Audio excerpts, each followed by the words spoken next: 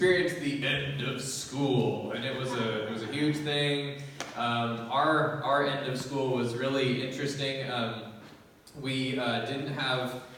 Someone had forgotten, and later it was really funny, but at the time it happened, it was really stressful. We didn't know what we were doing for field day, basically until field day happened. So we all show up on the last day of school, and we're going, all right, we're doing field day and stuff. Everybody checks their email, because when you get 45,000 emails a week, you kind of bookmark a couple of them and go, okay, well, these are for later, and these are for now, and that kind of stuff. And I thought we had everybody kind of thought, it's one of those things where it's a groupthink situation. Everybody kind of goes, oh yeah, we probably got an email about field day, but it's not field day yet. And so everybody opens up their computers, I'm guessing at the same time, because we all kind of had the same realization at the same time. Oh, there is no plan for field day. Well, there was, but we just didn't have it.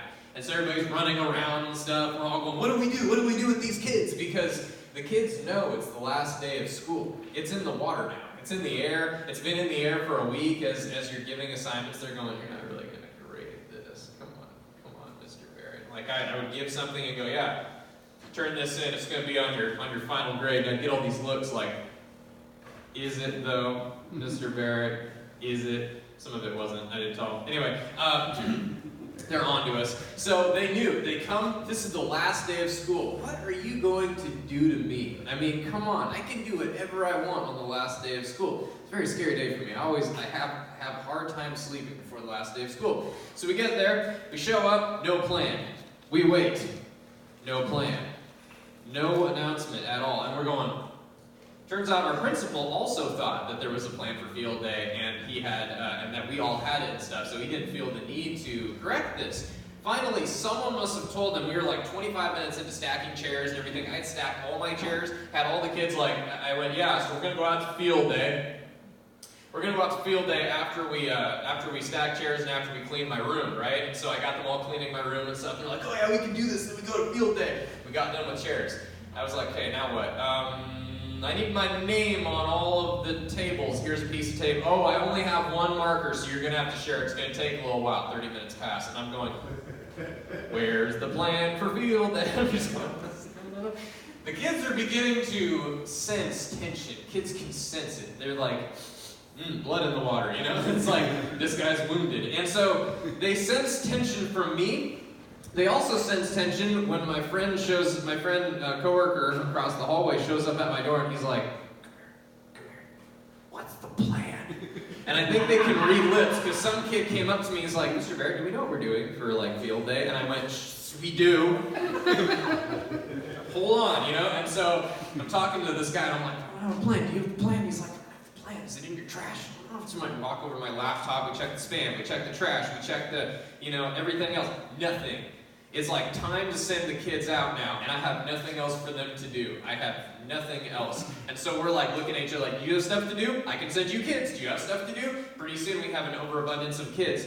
Oh my goodness, finally, something comes over the intercom. And it starts with like, hey, so teachers, hey, we didn't have a plan for field day. All the kids look at me like, I knew it. And finally, we had a plan. But I am so thankful for the staff I work with, especially in our little 6th grade group, because there's very little politics, there's very little, divisions anywhere, and we're a very united team. I'm just very thankful for them. That day, I was very thankful for that team. And it's good to have a team, isn't it, that you actually can count on, but then also there's not a lot of interdepartmental conflicts, right? If you've ever been a part of that, it just tears teams apart. It can take a great situation with all-star team members and just destroy it. And there are so many metaphors for that in the sports world, so many illustrations for that. That's where I had to go today. But first, let's go to Philippians 2. This is Paul speaking. 2 weeks ago, when I was here, we talked about Paul being in prison and actually locating where the prison was. It was a subterranean prison. Sorry, not prison. It's been a while since I talked. prison, and it was, hundreds of years old, and so it was probably in a bad state of disrepair, run by guards. This was the end of the totem pole too, so it was run by guards that really didn't even want to be there, probably run in a corrupt system. Like if you had a little bit more money, you could pay the guards, like step up a little bit, and maybe I don't have to be at this prison, maybe I can go into house arrest, and that's kind of how the Roman system worked. Paul, though, being a Christian, immediately during Nero's time, Emperor Nero's time, immediately gets bumped down the food chain, because if you are a Christian in Nero's time, you are absolutely the bottom of the barrel, and no matter how much money you have. Now, Paul was also a Roman citizen, and you see in another place in Acts where he actually confronts jailers after he gets locked up, and eventually an angel comes, sets him and Silas free, and he's sitting there, and someone says, hey, why don't you bust out of here? I mean, you and Silas are pretty much free. And Paul and Silas decide, you know what? No, we're going to stay here until officials arrive to release us, because both of us are Roman citizens. You can't lock us up like this. You need a trial if we are Roman citizens. And so he kind of takes it to them in that sense. He doesn't, though, in this sense, which is kind of interesting. He stays in chains and writes this letter to the church at Philippi. Please correct me if any of this is wrong after the service. So here we go, Philippians 2. Therefore, if you have any encouragement from being united with Christ, any comfort from his love, if any common sharing in the Spirit, if any tenderness and compassion, then make my love complete by being like-minded, having the same love, being one in spirit and of one mind. Do nothing out of selfish ambition or vain conceit. Rather, in humility, value others above yourselves, not looking to your own interests, but each of you to the interests of the others. In your relationship with one another, have the same mindset as Jesus Christ. I'm going to pause right there because he actually goes through a bunch of characteristics of Christ. But isn't that interesting? He is detailing how a church should handle itself from the top down.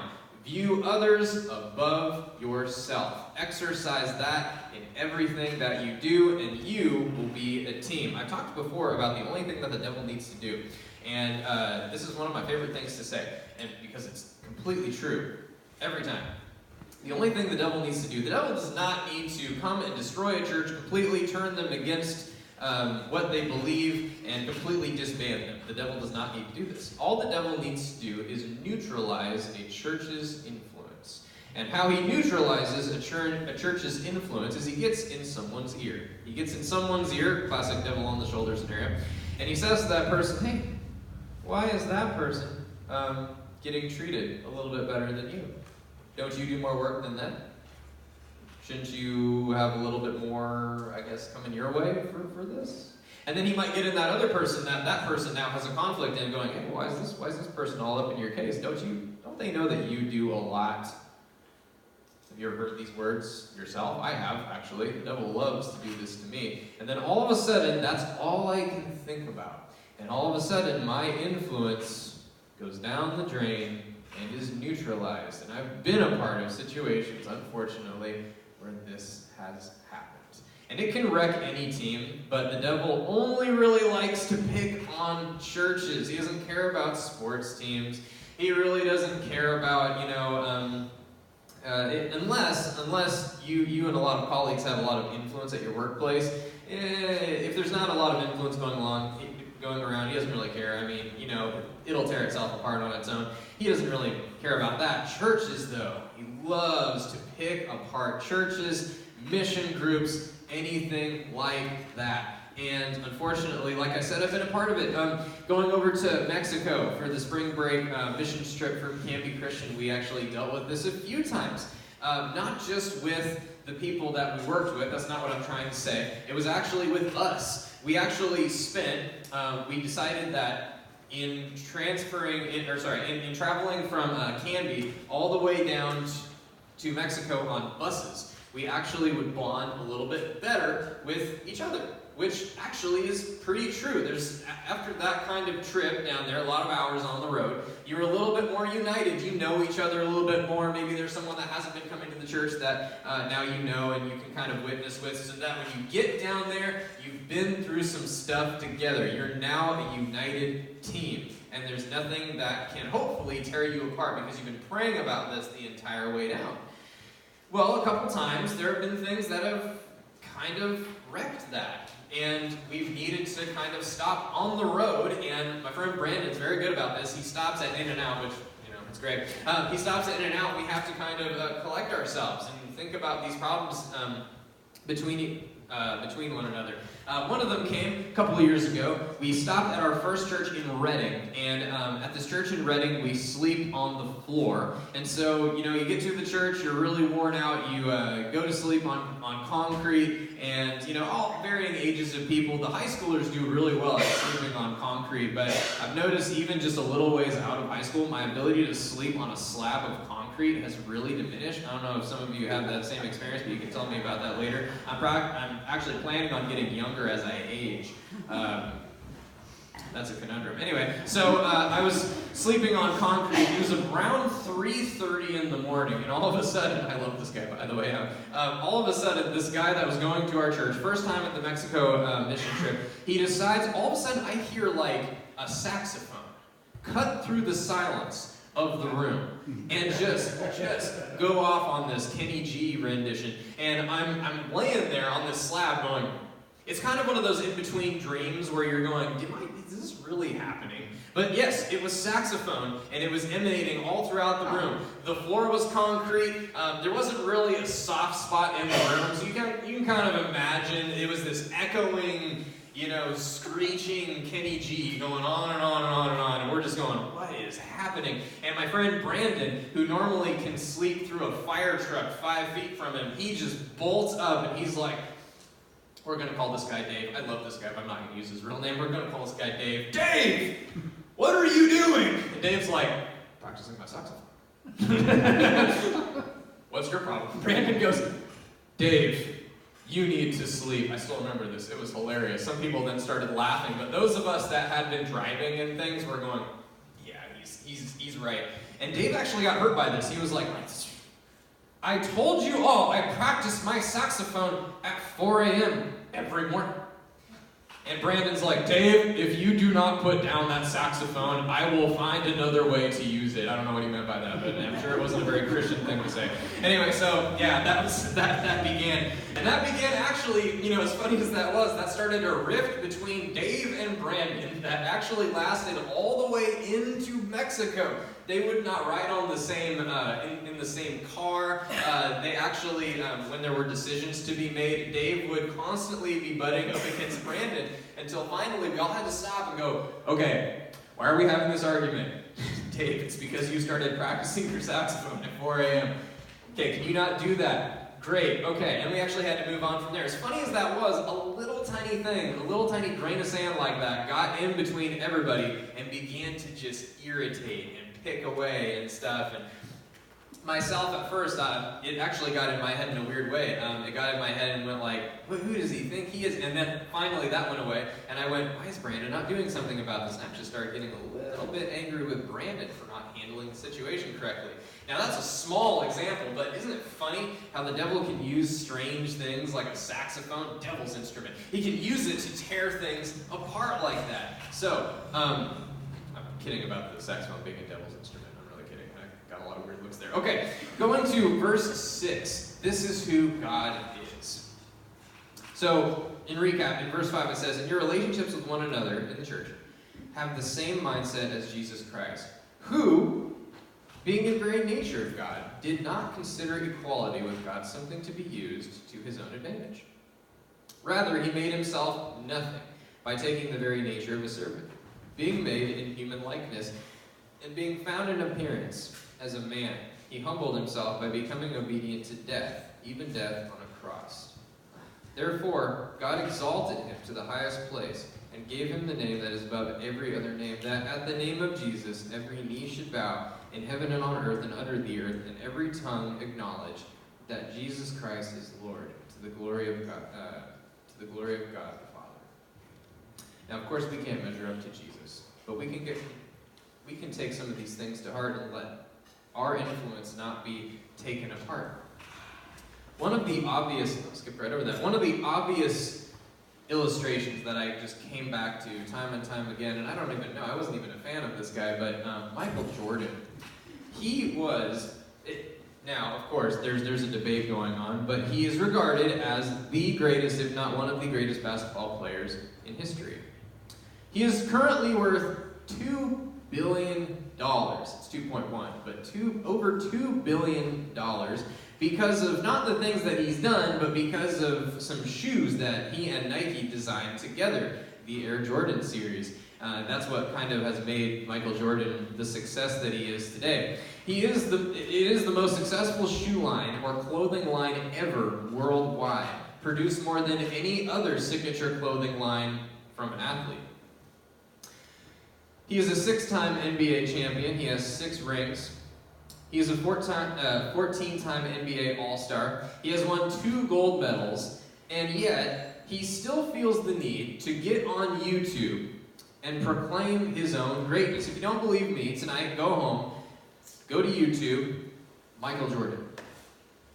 There are 2 or 3 videos of him comparing himself to current NBA greats and saying, I'm still the greatest, and holding up all of his rings on his fingers and things like that, and going on and on and on about how he is still the greatest. And he did this from the beginning of his career all the way to the end. I remember as a kid watching Michael Jordan, and actually the Detroit Pistons, which became the bad boys of basketball, had some rules for Jordan, and they were called the Jordan rules, because Michael Jordan was single-handedly trying to take his team every year to the NBA Finals, would single-handedly try and do it. His basketball coach basically went, okay, whatever. And Michael Jordan would try and lead his team to the NBA Finals year after year, but he could never win. He never won that way. He actually would put up, at one point he put up 55 points in a game. I believe that was surpassed the next year.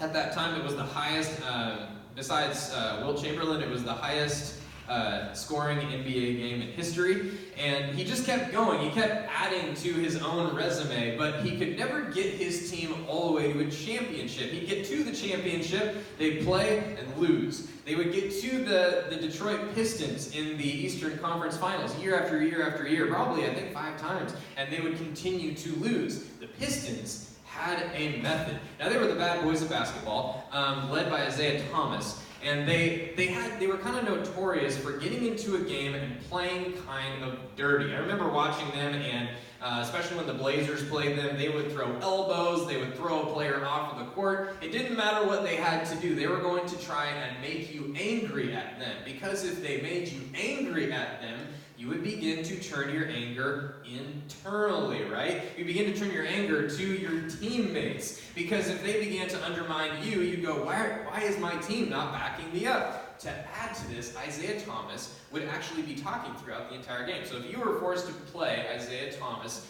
when you were playing the Detroit Pistons, he would actually be talking in your ear.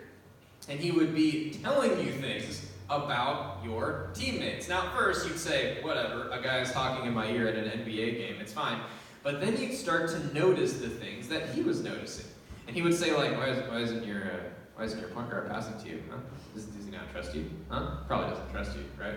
And he would do that. He would get in your mind to where, fourth quarter rolls around and you are angry as all get out at your own team. And they did this to Michael Jordan. Michael Jordan and the Chicago Bulls would basically have this moniker that everybody there on the team was there to support Michael in the late 80s. Everybody was there to support Michael. Scottie Pippen, Steve Kerr, they were all there to support Michael Jordan, the greatest basketball player in history. The only problem with this is, all you have to do now is neutralize one guy, right? So that's what the Pistons did. They created the Jordan rules. The Jordan rules state that whenever Michael Jordan gets the ball, all we need to do is just play dirty. There are a lot of us on the team, so we each get 5 fouls and then we're out of the game, all right? Now, if each of us have 5 fouls, that's a lot of bumping into Michael Jordan that we can possibly do. Michael Jordan was great at free throws, but give him a little bit of time and make him a little bit angry, and he would start to neglect his other teammates more. You see where this is going?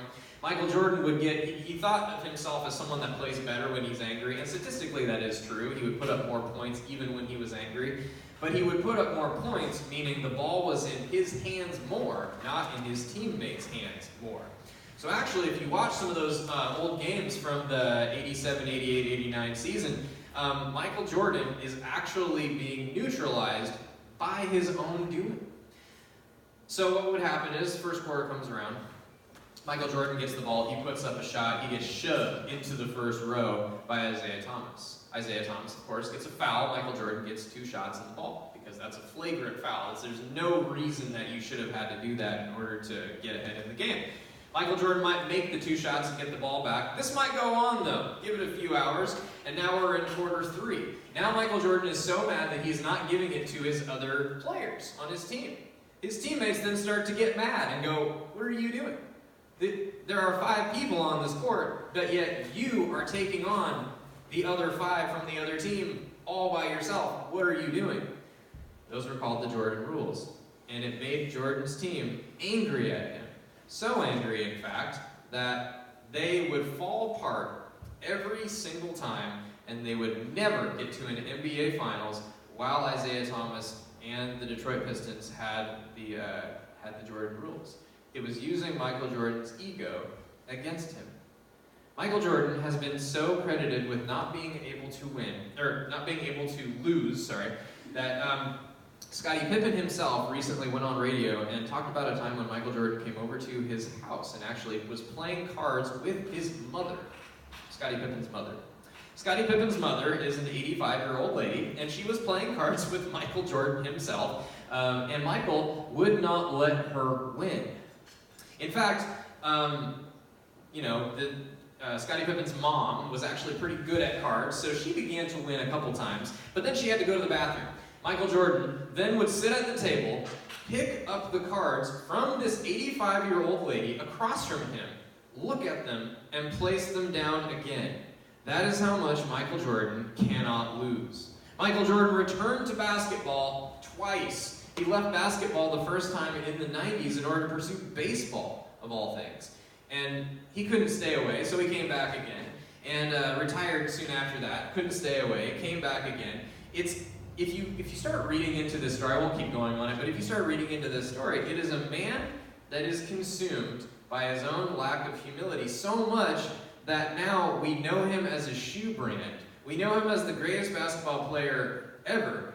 But then everybody that you talk to that has been talked to, or been in a relationship with Michael Jordan will tell you the guy just can't hold friendships. He's not someone that you want to know. He's just not someone that you want to get to know.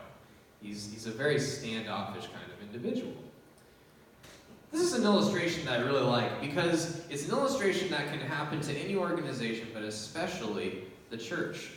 I'm going to go on to what is said next. In my Bible, it's labeled, "Do everything without grumbling." It's in Philippians 2. "Therefore, my dear friends, as you have always obeyed, not only in my presence, but now much more in my absence, continue to work out your salvation with fear and trembling." Now that's something that you could do a whole message on right there. "For it is God who works in you to will and to act in order to fulfill his good purpose. Do everything without grumbling or arguing, so that you may become blameless and pure children of God, without fault in a warped and crooked generation. Then you will shine among them like stars in the sky, as you hold firmly to the word of life. And then I will be able to boast in the day of Christ that I did not run or labor in vain. But even if I'm being poured out like a drink offered on the sacrifice and service coming from your faith, I am glad and rejoice with all of you. So you too should be glad and rejoice with me. Do everything without grumbling about or to each other." I'll give you a little snippet into my own life, and it's something that Carrie Ann and I have actually talked about a few times as something that's a problem with me. I used to love to argue. I would argue for the sake of arguing. I would get angry for the sake of getting angry because I loved the way it felt. It feels horrible to tell you this right now. I loved to argue. I would argue about really small things. This is actually, I think it started back in high school, but it kind of, after high school, it kind of manifests itself. I was in a great Bible study after high school with a bunch of people just like me who were either going to community college or were going to Portland State or whatever. And there were about 12 of us in the group. And I have to admit to you that I handled something inappropriately. Our group was a great group. We actually would go on camping trips together. We'd go to drive-in movies together. We'd just hang out all the time. I actually met my best friend, one of my best friends, Lee, at this group, and then a bunch of other people that I still keep in contact with today. And I almost blew up every relationship I had with everyone in that group because I just loved to argue. Loved to argue, past tense. And I was sitting there one day, and we were having a Bible study, and someone brought up the opportunity to camp. And I thought, hey, this would be a great opportunity, you know? Where are we going to go?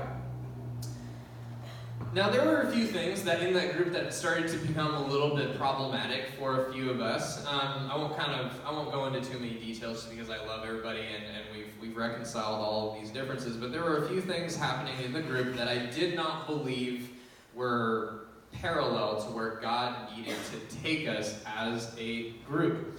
And a couple decisions was one thing, but 3 or 4 decisions for me was a little bit too much.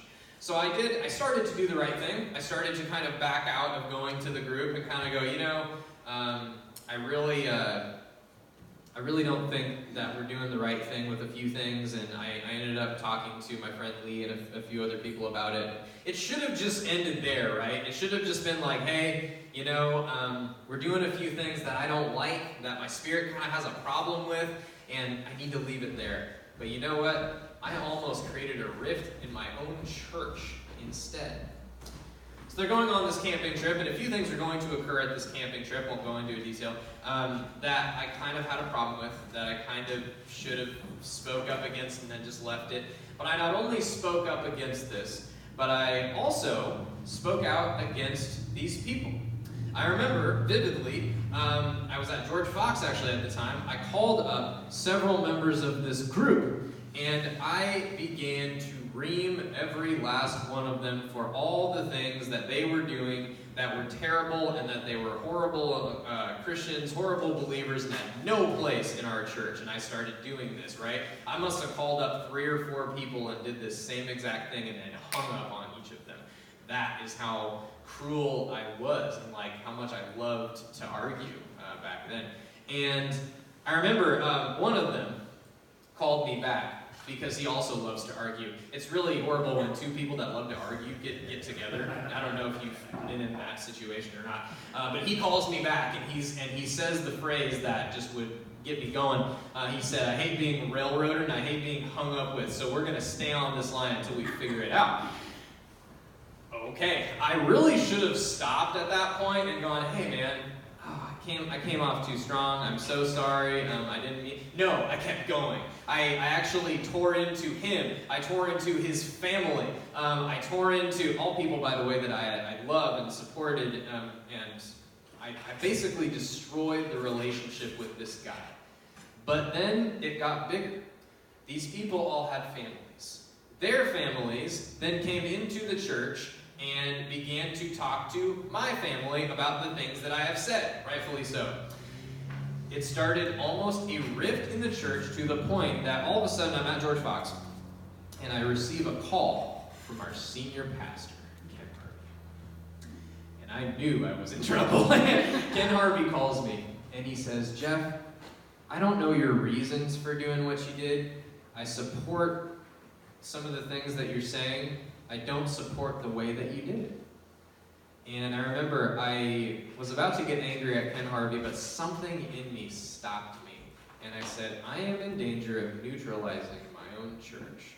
Because he actually said kind of the same thing that I'm saying to you. He said, hey Geoff, have you ever heard the phrase about finding a perfect church?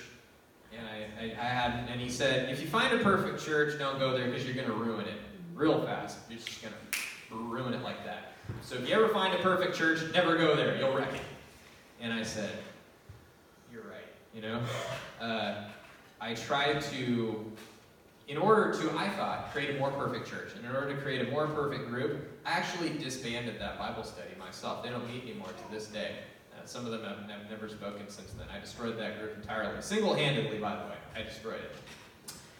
I created rifts within them. Some of them believed in what I was saying. Some of them did not believe in what I was saying and kind of went against those people. And pretty soon, I was told later by my friend Lee that pretty much after I started that argument over the phone, the group split up and never had a single Bible study together again.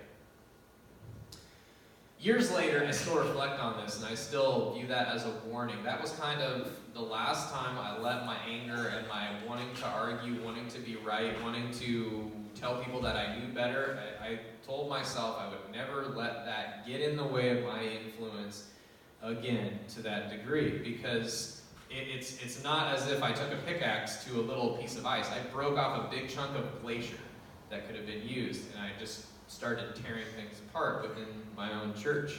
And I actually called up each of those people. It took me about a year. I called up each of those people and apologized and told them what Ken had told me and said, look, I was completely out of line. So here's my challenge to you. It says to do everything without grumbling. Instead, it says to work out your salvation with fear and trembling. Fear and trembling for what? Fear and trembling for an almighty God. Fear and trembling for a God that we should be serving. Now, the church does not have to do its ministry alone. If we did, then something like this would completely get in and destroy us immediately, right? Interdepartmental conflicts would just rip us apart. But God heals immensely. All of the people I talk to you about, I am in contact with today, and I am in good standing with them. That church did not fall apart, although that Bible study did. For better or worse, that Bible study did, but the church did not fall apart. God is fire insurance. When a fire begins to touch the church, God is a great way of just wiping it out if he has servants that can do that can come at the conflict like Ken and say, hey, this is dangerous. Don't go there. Don't go there. So, I have two prayers for you and myself. I pray first of all that we never are in the position that we are the Michael Jordan of the church and that, we can run the show by ourselves if necessary. I am informing you of my plans. I am not asking for your opinion. Don't be the Michael Jordan of the church. The church does not need Michael Jordans. The second prayer for you and myself this day is that we will work out our salvation with fear and trembling. I want to get up every day and humble myself before my God and say, I am nothing. Thank you that today you're going to make me something. Those are my two prayers for today. Join me. Dear God, I pray first of all that you would never let something like that to creep into this church. I pray that you would, when we have feelings of he said, she said, and feelings that could potentially spark into fires, that we would squelch them and know exactly where they come from. And God, I also pray that you would impress upon us how big, how great, how mighty, and how loving you are on a daily basis. Amen.